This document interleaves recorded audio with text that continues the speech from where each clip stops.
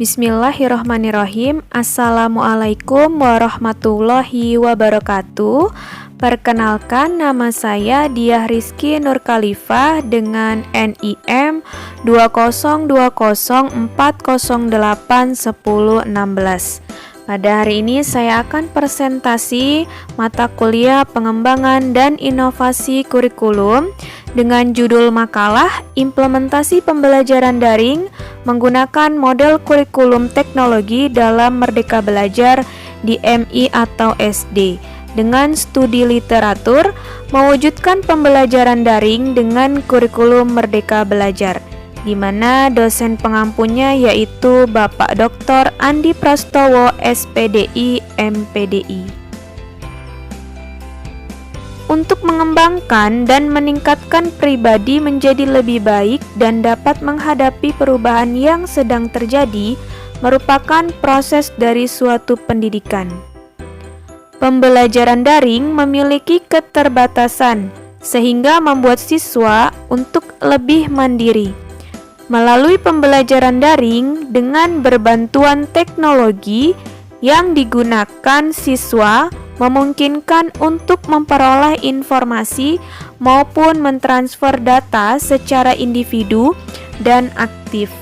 Berkembangnya ilmu pengetahuan dan teknologi beserta komunikasi yang begitu cepat merubah kurikulum dan cara pembelajaran yang berlangsung saat ini dengan mengimplementasikan pembelajaran daring yang memanfaatkan teknologi sebagai model pembelajarannya dan diintegrasikan sesuai kurikulum Merdeka Belajar, maka mewajibkan bertanggung jawab terhadap siswa untuk kebutuhan pembelajaran agar mencapai proses yang ideal.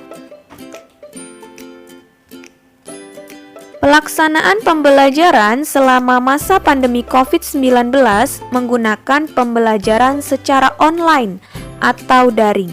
Pembelajaran yang berlangsung menggunakan aplikasi berbentuk software seperti Zoom Meeting, Google Meet, Google Form, atau WhatsApp Group. Cara belajar pembelajaran daring dilakukan di rumah dengan terbatasnya jarak. Pemahaman terhadap teknologi harus dikuasai baik bagi guru maupun siswa agar pembelajaran dapat berjalan dengan baik. Dalam pembelajaran daring, guru melaksanakan pembelajaran dengan menyapa, mengabsen, memberikan materi, dan melakukan evaluasi. Terdapat berbagai model untuk mengembangkan kurikulum agar sesuai dengan paradigma yang berlangsung. Berikut ini model kurikulum menurut para ahli pengembangan kurikulum, yaitu ada model administratif. Yang kedua yaitu ada model menurut ahli Arich Lewy. Yang ketiga ada model menurut ahli Rogers. Yang keempat yaitu model pengembangan kurikulum menurut Taylor. Yang kelima yaitu model pengembangan kurikulum menurut Beauchamp. Dan selanjutnya ada model-model pengembangan kurikulum lainnya. Misalnya model kurikulum yang dikembangkan oleh ahli yaitu model Taba. Selanjutnya ada model pengembangan kurikulum yaitu grassroots atau akar rumput. Pada model pengembangan akar rumput ini berasal dari bawah ke atas. Kemudian selanjutnya ada model pengembangan kurikulum demonstration atau pengembangan model kurikulum demonstrasi. Selanjutnya yaitu ada model pengembangan kurikulum tindakan sistematis. Selanjutnya masih ada beberapa lagi model pengembangan kurikulum. Model pengembangan kurikulum selanjutnya yaitu model pengembangan kurikulum menurut ahli Weiler, di mana rancangan kurikulum tersebut mempunyai wujud yang logis. Kemudian ada model pengembangan kurikulum menurut Audrey dan Nichols, di mana pengembangan kurikulum ini menggunakan pendekatan yang rasional. Kemudian ada model pengembangan kurikulum dengan teknis muncul, dan terdapat model pengembangan kurikulum Oliva. Di mana yang terakhir yaitu ada model pengembangan kurikulum dengan teknologi. Dalam 10 tahun terakhir, Indonesia telah merubah dan memperbaiki kurikulumnya. Misalkan pada saat ini yaitu mengubah kurikulum menjadi kurikulum Merdeka Belajar. Pada kurikulum Merdeka Belajar memiliki konsep. Yang pertama yaitu melahirkan sumber daya manusia yang unggul, berkarakter, memiliki daya pikir dan kreativitas agar berkembang. Kemudian membentuk karakter pada siswa dalam pembelajaran agar mengedepankan keterampilan, kecerdasan, dan afektifnya. Ujian sekolah diubah menjadi berbasis portofolio dan ujian nasional ditiadakan, serta perangkat pembelajarannya disederhanakan. Dalam pendidikan Merdeka Belajar terdapat diskursus dalam metode pembelajarannya dengan menggunakan 3 literasi. Yang pertama yaitu literasi data, di mana mampu untuk melihat, menganalisis, dan menggunakan pemberitahuan di dunia digital.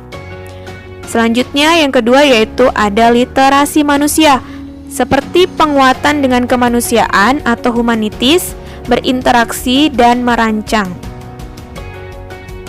Selanjutnya yaitu ada literasi teknologi. Pada literasi teknologi di mana adalah bagaimana sebagai guru maupun siswa yaitu mengerti menggunakan mesin dan aplikasi dalam teknologi.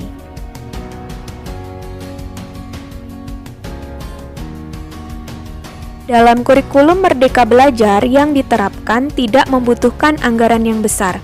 Berikut ini cara yang diterapkan dalam membangun Merdeka Belajar bagi siswa. Yang pertama yaitu dengan cara skala nasional, di mana Kemendikbud mensurvei dan melibatkan proses belajar di sekolah maupun di rumah pada siswa. Yang kedua yaitu dengan tingkat nasional dan daerah, di mana secara langsung maupun tidak langsung terkait kebijakan membatasi Merdeka Belajar siswa. Yang ketiga, kelas dan rumah, di mana orang tua dan guru memberikan pengawasan terhadap siswa. Yang terakhir yaitu komunitas, di mana siswa memamerkan hasil karya yang dibuatnya. Pada abad ke-21, perkembangan teknologi berkembang begitu pesat, sehingga merubah pembelajaran dengan berbantuan pada teknologi, di mana teknologi adalah sebagai alat dalam program dan rencana pembelajaran. Serta pembelajaran pada abad ke-21 merubah dari yang berpusat pada guru, dirubah menjadi berpusat pada siswa dengan mengedepankan berbasis literasi dan numerisasi. Dan pembelajaran yang dilakukan secara daring, sehingga memunculkan sebuah paradigma baru yaitu dengan menggunakan kurikulum atau dengan konsep Merdeka Belajar yang menumbuhkan sikap berpikir kritis, bernalar, dan terlibat langsung pada siswa.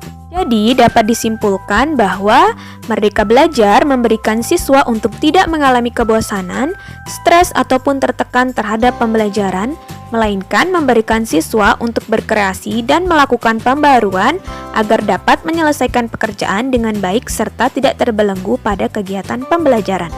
Pada saat pandemi pembelajaran dengan konsep Merdeka Belajar sangat dibutuhkan dan berharap saat melakukan Merdeka Belajar, guru maupun siswa pada kenyataannya mampu menggali kreativitas dan berinovasi agar dapat mencari solusi atas tantangan-tantangan yang terjadi.